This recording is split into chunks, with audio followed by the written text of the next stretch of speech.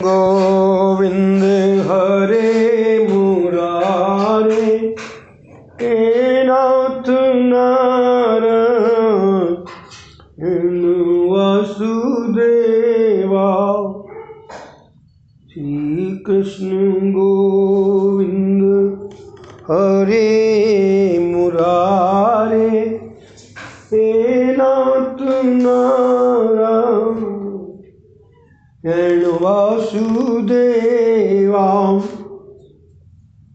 कल से आगे की कथा।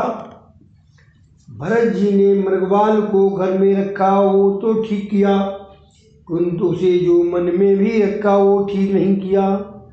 संसार को छोड़कर कहाँ जाओगे? जहाँ भी जाओगे संसार वहीं उपस्थित हो जाएगा। इसी कारण से महापुरुषों ने कहा है, संसार को अपने मन से धीरे धीरे हटा दो। संसार को मन में कभी मत रखो। किसी को घर में चाहे रख लो, किंतु मन में मत रखो। मन में या तो काम को ही रखो या फिर ईश्वर को ही। दोनों साथ साथ नहीं रह पाएंगे।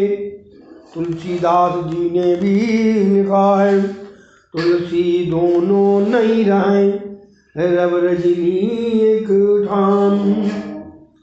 भजन और भक्ति में वह संसार नहीं, अंतर संसार ही बाधा रूप है। वो मृगवाल भरत जी की कुटिया में ही नहीं, मन में भी फंस गया। उन्होंने घर, राज्य, पत्नी, संतान आदि सभी का त्याग किया तो सही, पर अंत में वे उस बच्चे की माया में फंस गए। परोपकार की भावना ही अति साधक के लिए उसकी साधना में बाधक होती है। परोपकार के पचड़े में अधिक मत फंसो। वैसे तो परोपकार करना सभी का धर्म है, परंतु परोपकार ऐसा तो न किया जाए कि जिससे प्रभु का विस्मरण ही हो जाए। संसार में मनुष्य कपटी ना बने, किंतु अति सरल भी ना बने। परमात्मा का ध्यान कदाचित न हो सके तो कोई ही बात नहीं। बड़ी बात क्या है? परमात्मा का ध्यान कदाचित न हो सके तो कोई बात नहीं, किंतु मित्र कभी भी शत्रु बन सकता है। भरत जी का प्रारब्ध ही हिरण्यवाल के रूप में सामने आया। प्रारब्ध को तो झेलना ही पड़ता है। ज्ञान होने के पश्चात वासना नष्ट न हो सके तो ज्ञान दृढ़ नहीं हो पाता। ज्ञान को दृढ़ करने के लिए प्रथम वासना को नष्ट करना आवश्यक है। वासना में मन फंसा हुआ है। भरत जी वैसे तो महाज्ञानी हैं, किंतु ज्ञान होने के बाद भी यदि मन बस में न हो तो ज्ञान स्थिर नहीं हो सकता। जब तक ज्ञानी मन और वासना का नाश न कर सके तब तक उसको भक्ति और ध्यान में स्थिरता नहीं आ सकती। वासना के वेग में कई बार ज्ञान बह जाता है, और जो वैराग्य के बिना गृह त्याग करता है वो वन में भी नया संसार बसा लेता है। भरत जी ज्ञानी हैं, किंतु वासना को आकर्षित नहीं कर सके हैं। घर में रहकर वैराग्य की पूर्णता प्राप्ति के पश्चात ही गृह त्याग करो। ज्ञानी के दो प्रकार हैं। जिसने अधिक उपासना की है वो कृतोपास्ति ज्ञानी है, उसे माया नहीं सताती है, किंतु जो अकृतोपास्त ज्ञानी है उसके लिए माया विघ्न करता है। वासना के नाश के बिना तत्वानुभव नहीं होता। वासना के नाश किए बिना तत्व ज्ञान की प्राप्ति होने पर भी ब्रह्मनिष्ठा नहीं होती। भरत चरित्र इसका दृष्टांत है। भरत जी को अब तक अपरोक्ष साक्षात्कार नहीं हुआ था। यदि ये साक्षात्कार हुआ होता तो उनका मन हिरण्यवाल में नहीं फंसता। भरत जी अब दिनों दिन उस बच्चे के लालन पालन में व्यस्त रहने लगे। परिणामतः संध्या पूजा आदि नित्य कर्म छूटने लगे। भरत जी उसे हरी कोमल घास खिलाते, वो चौकड़ी भरता या मुनि के अंग चाटता तो भरत जी सोचते, वाह कैसा सुंदर और सयाना है ये। दिन प्रतिदिन ये आसक्त बढ़ती चली। एक दिन वह बच्चा खेलता कूदता घने वन में चला गया तो रात होने पर भी वापस न आया। मुनि को चिंता होने लगी कि मेरे बच्चे का क्या हुआ होगा, कब लौटेगा। काल को ही किसी पर भी दया नहीं आती। काल सदा सर्वथा सावधान रहता है। नहीं प्रतीक्षते मृत्यु कृतम अस्य न वा कृतम। मृत्यु कभी भी यह नहीं सोचती कि इसने अपना कार्य समाप्त किया भी है या नहीं, अतः हर क्षण सावधान रहो। मृत्यु के लिए हमेशा तैयार रहो। जीवन इस प्रकार जीना चाहिए कि तुम सावधान रहो और मृत्यु आए कहीं ऐसा न हो कि तुम्हारी तैयारी न हुई हो और मृत्यु तुम्हें उठा ले जाए। भरत जी को पकड़ने के लिए काल आया। भरत जी को मृगवाल का स्मरण हो गया। उन्होंने श्रीहरि का नहीं अपितु मृगवाल का चिंतन करते हुए देह त्याग किया। इस मृगवाल के लालन पालन करने से भरत जी को आत्मस्वरूप का विस्मरण हो गया। मृत्यु के समय मृगवाल का ही चिंतन करते रहने के कारण उन्हें अगले जन्म में मृग का ही शरीर मिला। मनुष्य अगले जन्म की अर्थात पुनर्जन्म की तैयारी अपने इसी जन्म में करता है। इस जन्म में बीज मिलते हैं, फल नहीं। पूर्व जन्म में किया हुआ तप निष्फल नहीं होता। पूर्व जन्म में किया हुआ भजन व्यर्थ नहीं होता। भरत जी को मृग शरीर वाले जन्म में भी पूर्व जन्म का ज्ञान था। पशु पक्षी का अनादर कभी मत करो। हो सकता है किसी कारणवशात कोई साधु महात्मा पशु पक्षी बनकर आया हो। अहिल्या जैसी कोई महासती पत्थर बनकर आई हो तो नग राजा गिरगिट होकर आए थे और नल कुबेर वृक्ष होकर आए थे। कोई सिद्ध पुरुष वृक्ष बनकर आए हो तो किसी आत्मा से कुछ अपराध हो जाने पर वह पशु पक्षी की योनि में भ्रमण करती है। भरत जी मृग के स्वरूप में घूम रहे हैं। उन्हें पूर्व जन्म का ज्ञान है। वे सोच रहे हैं कि मैं इसी गंडकी नदी के किनारे तपश्चर्या करता था। इसी स्थल पर मैंने हिरण के बच्चे को उठा लिया था और उसे मैं अपने आश्रम में ले आया था। उसके प्रति अत्यंत आसक्त होने के कारण ही मुझे मृग योनि में जन्म लेना पड़ा। मैं कभी महाज्ञानी था, योगी था, किंतु आज चौपाया पशु बना हुआ हूँ। अब मुझे नया प्रारब्ध नहीं कमाना है। जो मैं साथ लाया हूँ उसे ही सहना या भोगना है। ये मृगवाल नदी में स्नान करता है, बच्चों के सूखे पत्ते खाता है। वो घास नहीं खाता क्योंकि उस पर जंतु होते हैं। हिंसा होने पर नया प्रारब्ध जुट जाएगा। यह ज्ञान था तो वो कहते हैं घास को इसलिए नहीं खाते हैं, घास में छोटे छोटे होते होंगे कीड़े।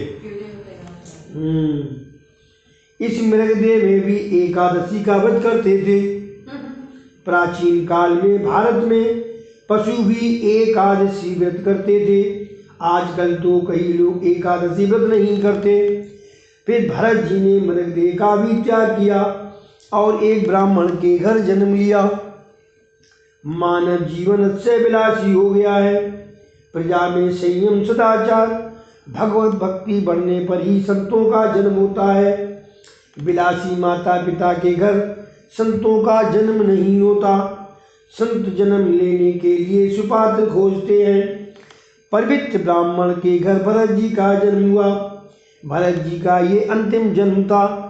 उन्हें पूर्व जन्म का ज्ञान है कि हिरण की माया में फंसने के कारण उन्हें पशुदेह धारण करनी पड़ी थी। पूर्व जन्म में हिरण के साथ बातें करता था, अतः पशु होना पड़ा। अब तो इस जन्म में किसी से भी नहीं बोलूँगा।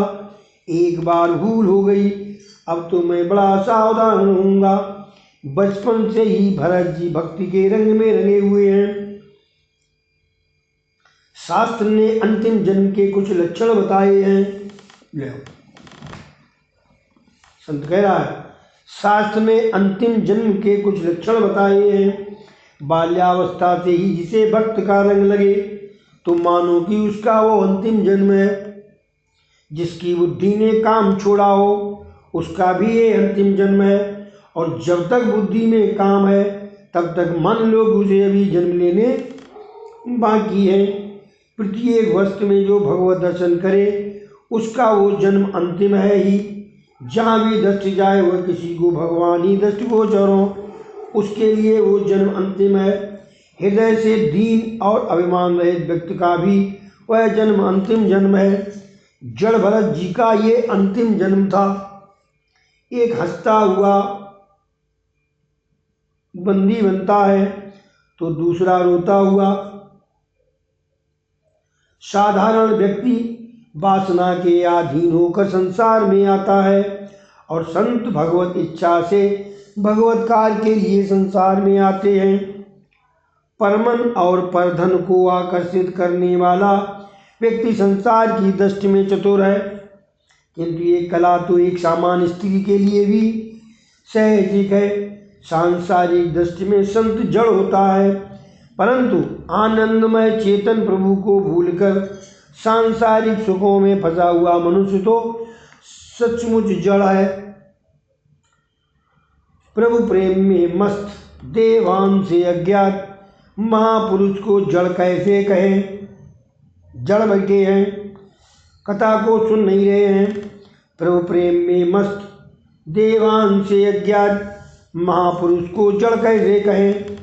किंतु संसार की विपरीत मान्यता के कारण सांसारिक लोगों ने भरत का नाम जड़ भरत रख दिया। लोग भरत जी को मूर्ख मानते हैं तो भरत जी सोचते हैं कि लोग मुझे मूर्ख माने तो इसमें बुराई भी क्या है। पूर्व जन्म में ज्ञान का प्रदर्शन करने गया तो दुखी हो गया। ज्ञान अन्य को उपदेश देने के लिए नहीं, ईश्वर की आराधना करने के लिए है। ज्ञान भोग के लिए नहीं, भगवान के लिए है। शंकराचार्य जी ने कहा है, विदुषाम यच्च वैदुष्यम मुक्तये न च तु भुक्तये। ज्ञान विदुषाम यच्च वैदुष्यम मुक्ते न त्व भुक्तये।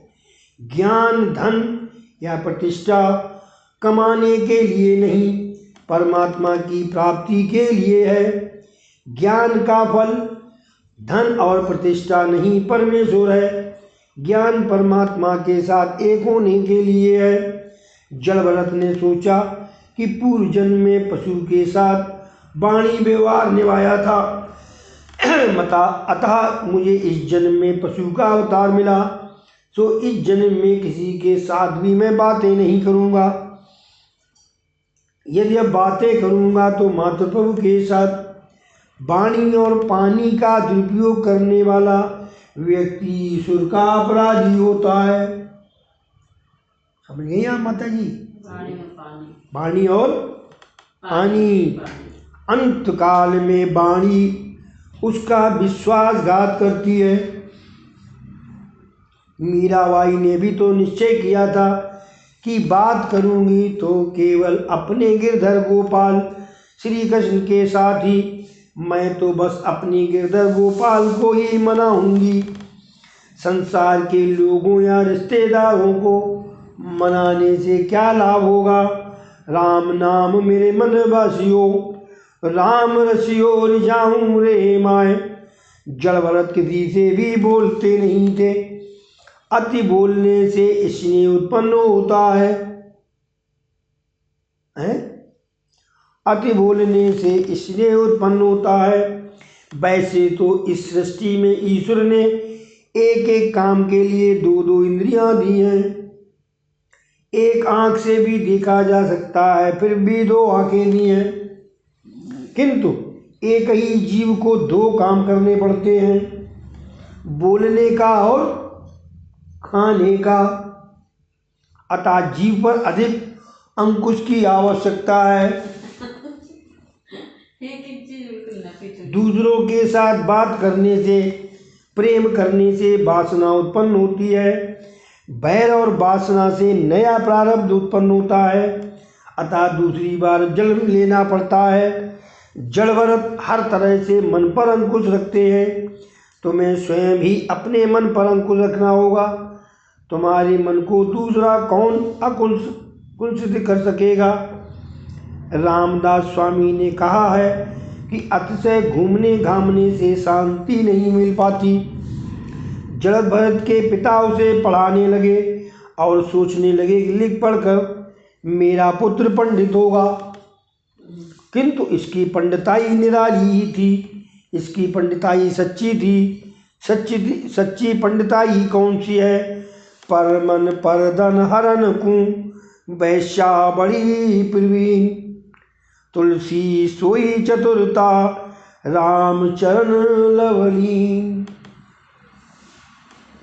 भरत जी यूँ जानते तो सब कुछ हैं, फिर भी मंत्रोच्चार अच्छे ढंग से नहीं करते। वे अपना ज्ञान प्रसिद्ध नहीं करना चाहते। जड़ भरत जी भगवान के स्मरण में ही लीन रहते थे। ज्ञान और भक्ति के परिपक्व होने पर ही जीव संसार वृक्ष से उसी तरह अलग हो सकता है जिस प्रकार परिपक्व होने पर फल अपने आप वृक्ष से अलग होकर के पड़ता है। माता पिता ने शरीर का त्याग किया तो जड़ भरत जी पागल की भांति घूमने लगे। पागल से लगते तो थे, किंतु वे एक क्षण मात्र के लिए श्री कृष्ण को भूलते नहीं थे। जड़ भरत जी ने बताया कि भोजन किस प्रकार किया जाए। स्वाद की अपेक्षा के बिना केवल शरीर के पोषण के हेतु ही भोजन करना चाहिए। जड़ भरत के भाई उन्हें पीसे हुए तिल, धान का कूड़ा, सड़े हुए उड़द आदि खाने के लिए देते थे, तो उन वस्तुओं को भी अमृत तुल्य मानकर वे खा लेते थे। किस प्रकार चला जाए वो भी जड़ भरत जी ने बताया है। किसी भी जीव की हिंसा न हो पाए, ऐसा सोचकर वे रास्ता देखकर चलते थे। धरती पर दृष्टि रखते हुए चलना चाहिए। हरदम सोचो कहीं मुझसे किसी जीव की हिंसा न हो जाए। भरत जी औरों के काम भी करते थे। भाइयों ने उन्हें खेत के चारों ओर मेड़ बनाने को कहा। भरत जी ने सोचा कि मैं आज ये काम करूँगा तो कल मुझे दूसरा काम सौंपेंगे, अतः उन्होंने मेड़ बांधने की जगह गड्ढा बना दिया। एक दिन भाई ने खेत की देखभाल करने को कहा तो भरत जी ने गायों को खेत में चरने के लिए छोड़ दिया। भरत जी गायों को रोकते नहीं थे। वे कहते थे खाने वाला राम, खाने वाला राम, खिलाने वाला राम, तो रोकने वाले का क्या काम। जगत के समक्ष मानो वे नाटक कर रहे हैं कि वे पागल हैं। ज्ञानी पुरुषों के ध्यान में लोक संग्रह बाधा रूप है। सांसारिक व्यवहार की कहीं माया न लग जाए, इस हेतु से वे परमात्मा नारायण की आराधना करते हुए एक दिन खेत में बैठे हुए थे। एक भील राजा निसंतान थे। उन्होंने मनौती मानी हुई थी कि संतान होगी तो मैं भद्रकाली को नरबलि की भेंट चढ़ाऊंगा। पुत्र का जन्म हुआ। राजा ने आज्ञा दी किसी नर को ले आओ। राजसेवकों ने जड़ भरत को उस खेत में देखा।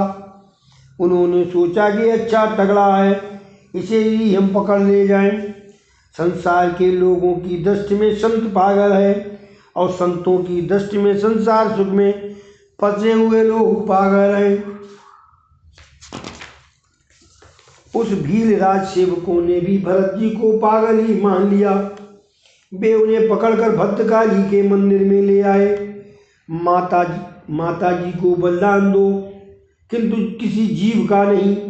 काम, क्रोध, लोभ आदि दुर्गुण ही पशु हैं, इन्हीं का बलिदान दो। देवी भागवत में यही अर्थ बताया गया है बलिदान का। समझ गए।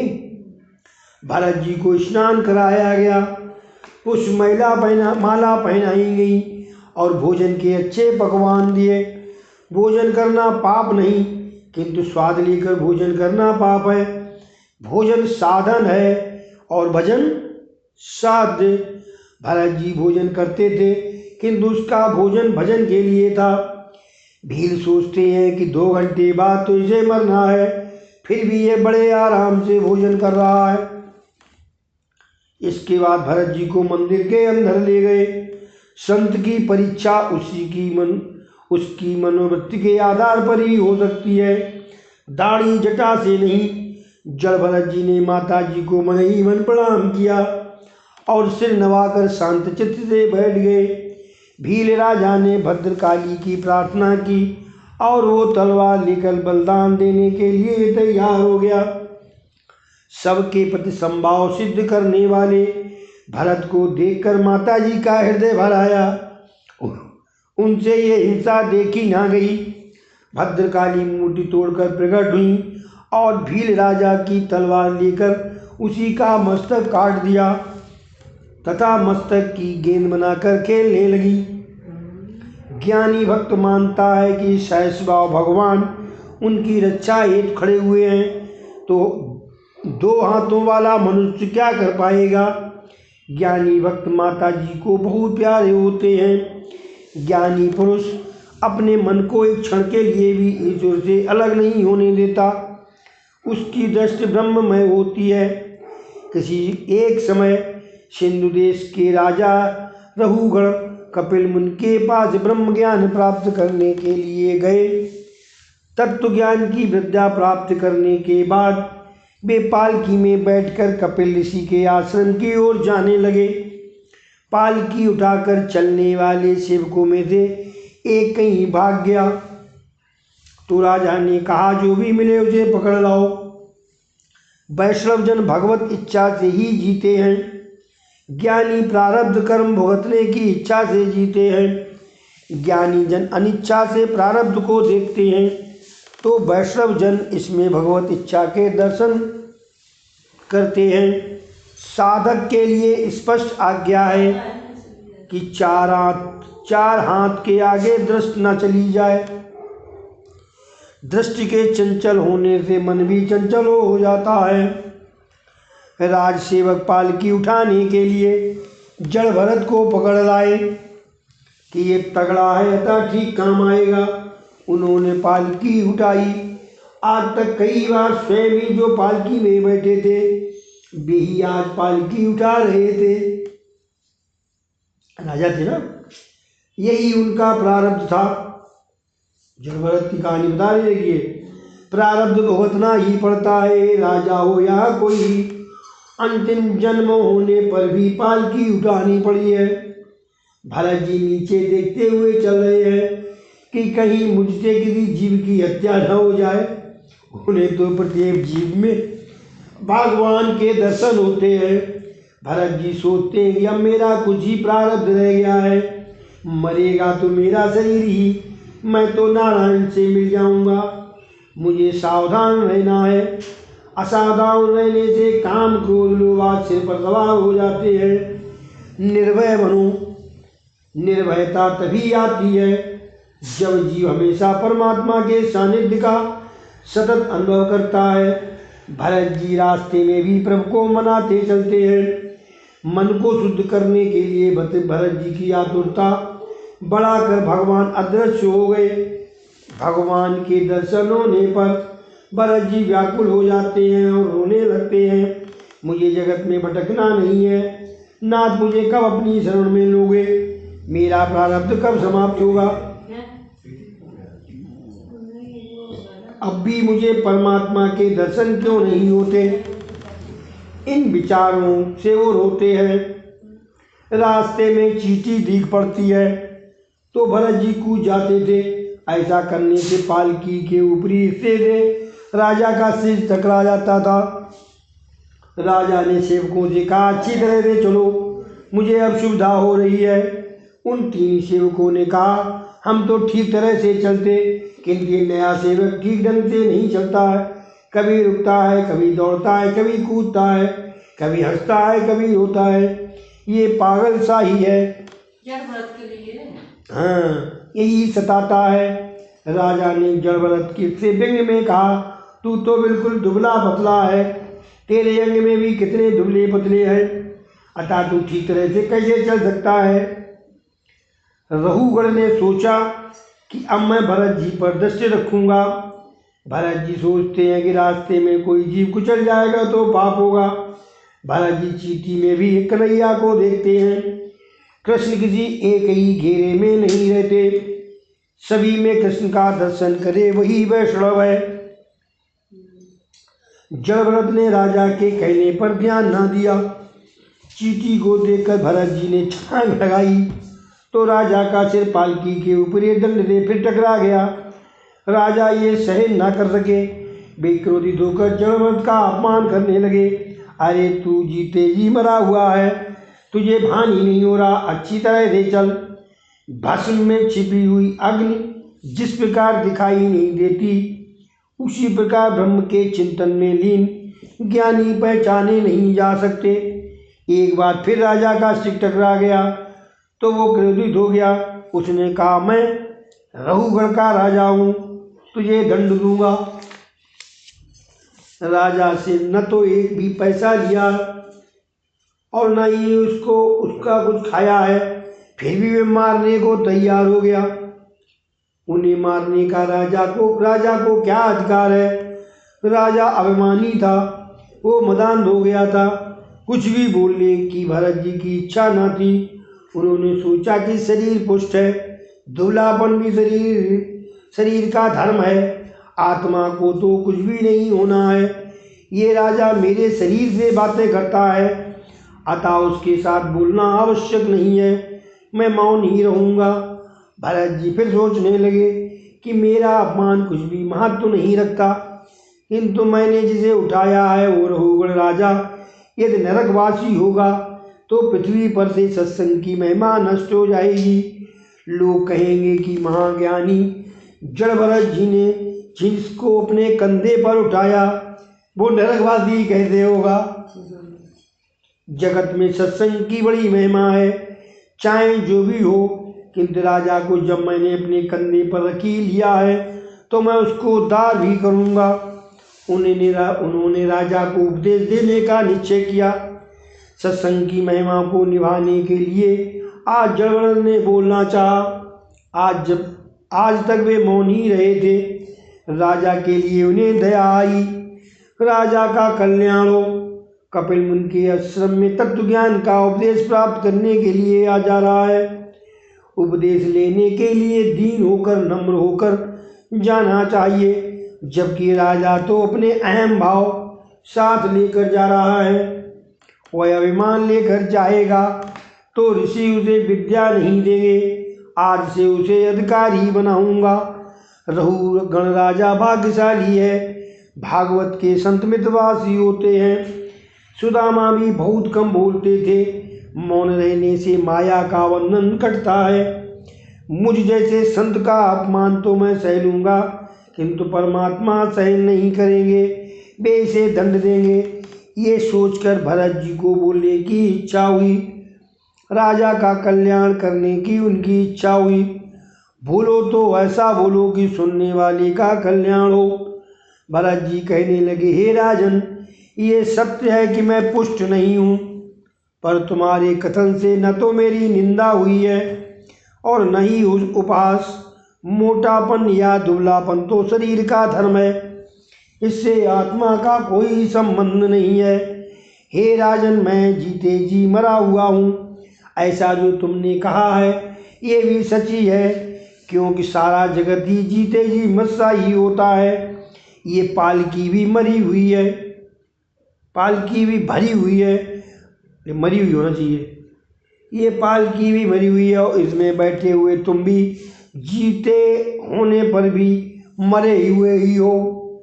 राजा कहने लगे, सभी विकारी वस्तुओं का आदि और अंत होता है, जो जन्मे हैं उन सभी को मरना ही है। राजन, तुम भी मरे हुए से ही हो, ये शरीर सबके समान है। आज्ञा हो तो आगे पढ़ा जाए। हिंदू श्री गदायाम। अधिकतायाम समाप्तम। बोलो श्री कृष्ण जी भगवान की जय।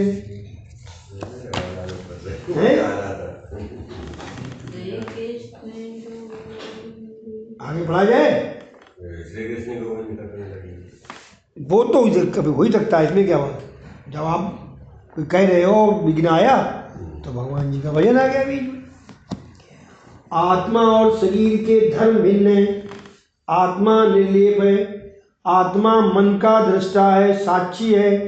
ज्ञानी पुरुष ईश्वर के सिवा अन्य किसी वस्तु या व्यक्ति को सत्य नहीं मानते। सभी जीवों में परमात्मा विद्यमान है। फिर इनमें कौन राजा है और कौन सेवक। व्यावहारिक दृष्टि से ये भेद है, अन्यथा तात्विक दृष्टि से तो मैं और तुम एक ही है। राजन, केवल ईश्वर ही सत्य है। तुमने जो मुझसे ये कहा कि तुम मुझे मारोगे, तो बताओगे कि शरीर को मारने से मेरी चाल तो नहीं बदल जाएगी। शरीर की पिटाई होने पर भी मैं दुखी या सुखी नहीं होता। ये सब तो शरीर के धर्म हैं। शरीर को शक्ति देता है मन। शरीर को शक्ति देता है मन और मन को शक्ति देती है बुद्धि। बुद्धि को चेतना देने वाली ही आत्मा अर्थात मैं। शरीर के धर्म मुझे प्रभावित नहीं कर सकते। राजन, मैं इस प्रकार इसलिए चल रहा हूँ कि चींटी आज मेरे भौं तले आकर कहीं कुचल ना जाए, चलते हुए मुझसे कहीं पाप ना हो जाए। ऐसा सोचकर ही मैं छलांग मारता हूँ। मेरे श्री कृष्ण सभी जगह विराजमान है। इन चींटियों में भी परमात्मा है। मैं चींटियों तथा अन्य जीव जंतुओं का ख्याल करता हुआ चलता हूँ कि कहीं ये कुचल ना जाएं। चींटी में भी ईश्वर है, ऐसा मानकर मैं अपने कृष्ण का चिंतन करता हुआ चलता हूँ। अतः मेरी चाल तो ऐसी ही रहेगी। जड़भरत के ऐसे विद्युतापूर्ण वचन सुनकर राजा ने सोचा, ना ना ना, ये पागल नहीं है, ये तो कोई परमहंस है। ये ज्ञानी महात्मा है। लगता है कि ये कोई अवधूत संत है। वेदांत के कठिन सिद्धांत बता रहे हैं। इनकी ब्रह्मनिष्ठा अलौकिक है। मैंने इसका अपमान करके बड़ी क्षति कर दी है। ये सोचकर चलती हुई पालकी से राजा कूद पड़ा। जो मारने के लिए तैयार हो गया था वही राजा वंदन कर रहा था। भरत जी तो निर्विकार ही थे। रघुगण द्वारा अपमान होने और सम्मान होने पर अर्थात दोनों ही अवस्थाओं में वे समस्थित थे। न क्रोध, न दुख, न सुख। संत की परीक्षा उसकी मनोवृत्ति से होती है, वस्त्रों से नहीं। सम्मान या अपमान होने पर भी वही समता। मान अपमान में संत की वृत्ति सम ही रहती है। वेश द्वारा संत होना सरल है, हृदय से संत होना बड़ा कठिन है। रघुगण ने क्षमा याचना की। वह बोला कि आपके अपमान करने वाले का कल्याण कभी नहीं होगा। राजा रघुगण ने पूछा, ये सांसारिक व्यवहार तो सत्य है, इसे हम मिथ्या कैसे कहें। यदि वस्तु असत्य हो तो उसे कोई भी क्रिया नहीं हो सकेगी। जिस प्रकार की मिथ्या घट से जल लाना शक्य नहीं है। आगे राजा ने पूछा, आपने कहा कि शरीर को जो दुख होता है वो आत्मा को नहीं होता, परंतु मैं तो नहीं मानता कि शरीर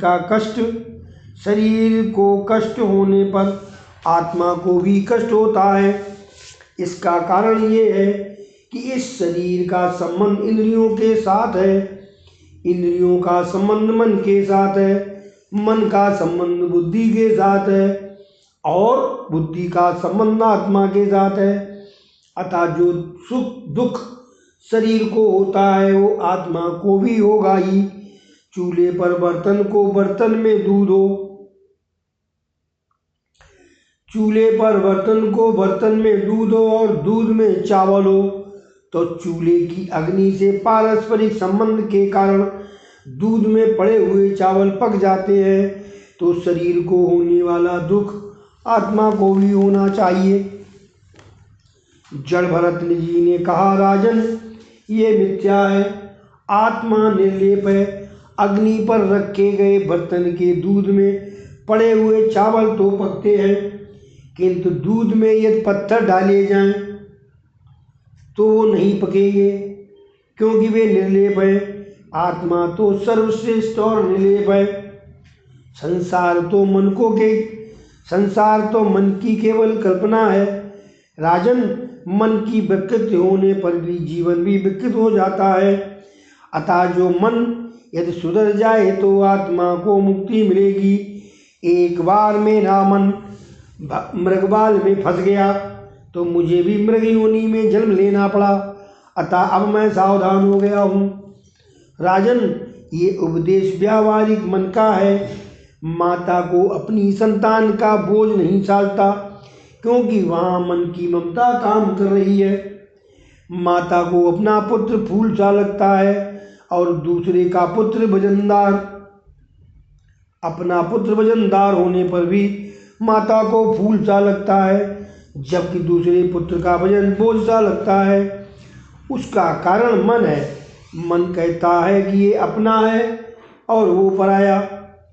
राजन, ये सब तो मन के धर्म हैं। ये सब तो मन के ही खेल है। मन के खेल के कारण ही मुझे कभी मृग होना पड़ा था। मन के सुधरने पर ही जगत सुधरता है। मन मृगवाल में फंस गया था, अतः मुझे पशु बनना पड़ा था। राजन, तू तो केवल कच्छप देश का ही राजा है। मैं तो भरतखंड का राजा था। इन्हीं के नाम से तो भारत नाम पड़ा देश का। मैं तो भरतखंड का राजा था, फिर भी मेरी दुर्दशा हुई थी। गुणानुरक्तम व्यसनाय जंतो तदैव निर्गुणमयो मना स्पाति। विषयाशक्ति मन जीव को सांसारिक संकट में फंसाता है, और वही मन विषय रहित होने पर जीव को शांतमय मोक्ष पद की प्राप्ति कराता है। जीव के सांसारिक बंधन का कारण रूप जीव ही है, वही मन के मोक्ष का कारण रूप भी है। मनुष्य का मन जो विषयासक्त हो जाए वो सांसारिक दुखदाता बन जाता है।